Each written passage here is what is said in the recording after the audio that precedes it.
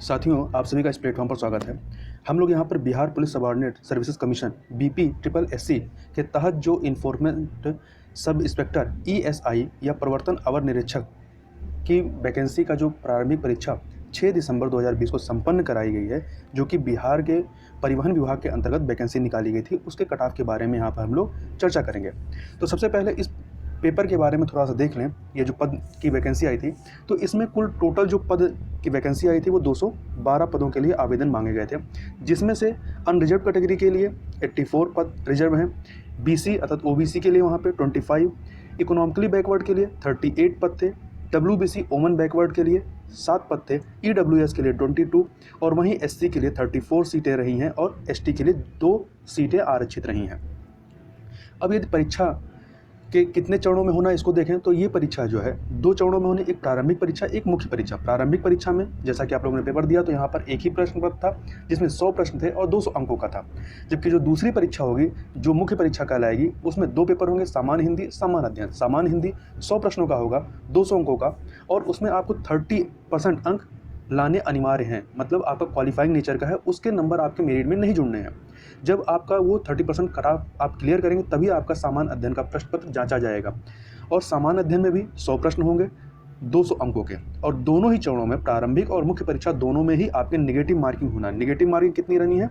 0.2 अंक आपके कटने हैं। एक गलत करेंगे तो 0.2 कटेगा। तो इसको आप ऐसे समझ सकते हैं कि यदि आपने 10 प्रश्न गलत किए हैं तो आपके 0.2 मतलब 2 अंक कटेंगे, एक प्रश्न आपका कट जाएगा। तो इस प्रकार से यदि किसी ने 70 क्वेश्चन सही किए हैं, 30 क्वेश्चन गलत किए हैं, तो उसके 3 जो है प्रश्न कट जाएंगे, तो 67 प्रश्न उसके हो जाएंगे और उसके अंक कितने हो जाएंगे? 67 × 2 134 अंक उसको मिलेंगे।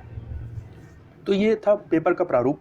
अब कट ऑफ की यदि बात करें तो कट ऑफ की बात करने से पहले हमें ये पता होना चाहिए कि पेपर का स्तर कैसा था, तभी आप कट ऑफ को अनुमान लगा सकते हैं। तो पेपर को यदि आप देखें तो इसमें 10 से 15 प्रश्नों को छोड़ दें तो बाकी के जो प्रश्न थे 85 से 90 प्रश्न वो करने लायक थे।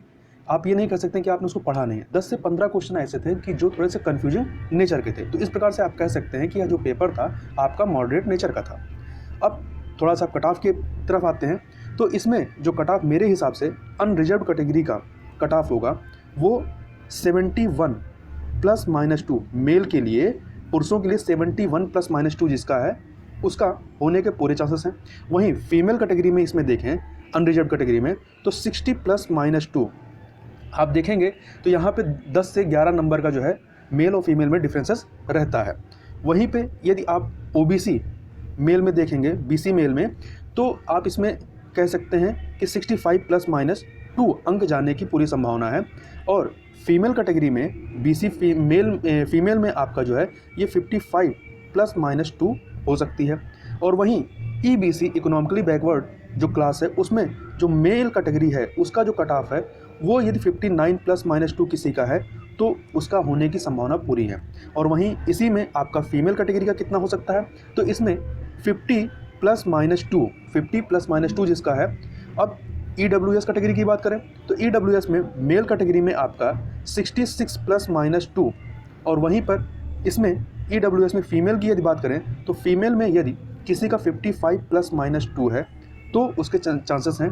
और यदि SC कैटेगरी के मेल की बात करें तो SC कैटेगरी में मेल की यदि 55 ±2 है और फीमेल में जो है 44 ±2 है तो उसकी पूरी संभावना है। अब ST की बात करें तो ST कैटेगरी में मेल के लिए जो है 59 ±2 और फीमेल के लिए जो है 46 ±2 यदि है तो उसके होने के चांसेस पूरे हैं। और यहाँ पे प्रारंभिक परीक्षा में जो है 20 गुना लोगों को क्वालिफाई कराया जाएगा मुख्य परीक्षा के लिए। तो ये मेरे हिसाब से कट ऑफ है। तो इस वीडियो में बस इतना ही। मिलते हैं नेक्स्ट वीडियो में, तब तक के लिए बहुत बहुत धन्यवाद।